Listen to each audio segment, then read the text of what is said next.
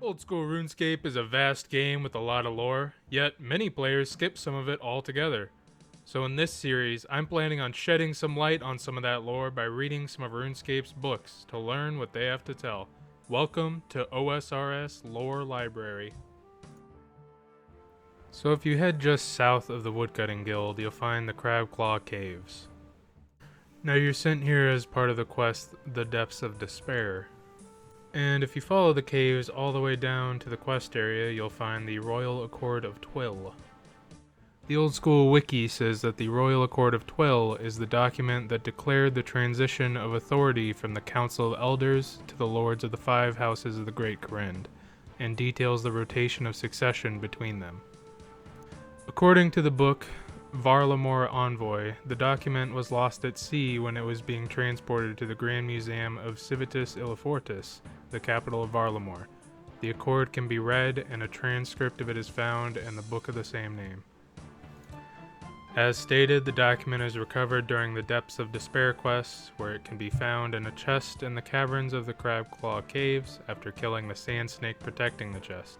At the end of the quest, it's given to the Lord Candor Hosidius. Upon inspecting the Accord, the chat box will display a message stating, despite its age, the scroll is in near perfect condition. It's likely that some sort of magic was used to ensure it remained preserved. Now on to the transcript itself. Know that before the Council of Elders, for the health of our soul, and for those of our ancestors and heirs, and for the better ordering of our kingdom, at the advice of Ithrain Hosidius, Sebri Shazian, Ret Piscarilius, Solang Lovaking, and Boroth Arceus, all royal lords of our kingdom.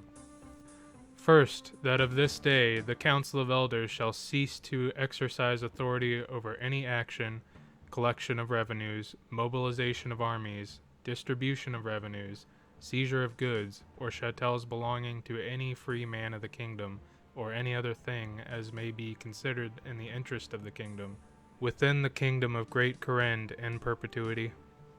Second, that of this day the royal lords of our kingdom, whom are part of the great houses of Hosidius, Lovakang, Shazian, Piscarilius, and Arceus, take complete responsibility for the kingdom in perpetuity.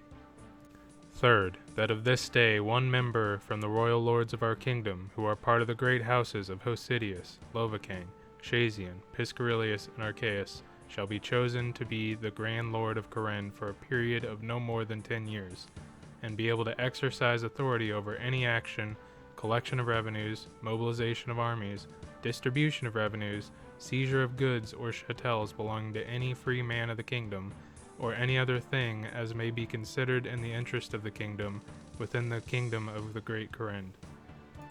Fourth, that of this day the royal lord of our kingdom, whom is part of the great house of Hosidius, will have 10 years in the rule of Grand Lord.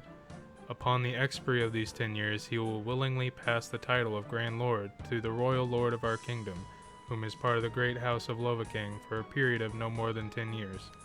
And so it shall continue for the royal lord of our kingdom, whom is part of the great house of Shazian, then for the royal lord of our kingdom, whom is part of the great house of Piscarilius, and finally for the royal lord of our kingdom, whom is part of the great house of Arceus. Henceforth this is known as the right of succession to the office of Grand Lord. Fifth, upon the expiry of the title of Grand Lord of the Lord of our kingdom, whom is of the part of the great house of Arceus, the title of Grand Lord is passed willingly to the royal lord of our kingdom, whom is part of the great house of Hosidius, and henceforth continues as the fourth statement of this accord.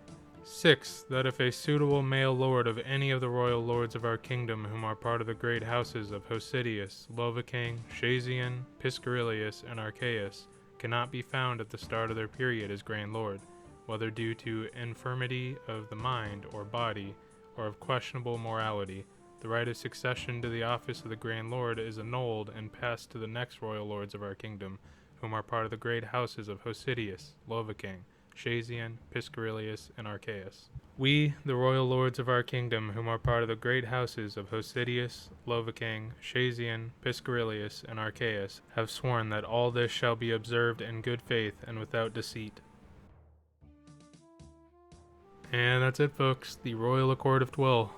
This was an interesting one. It Definitely gave us a little insight into the Kingdom of Kourend and how it's ran.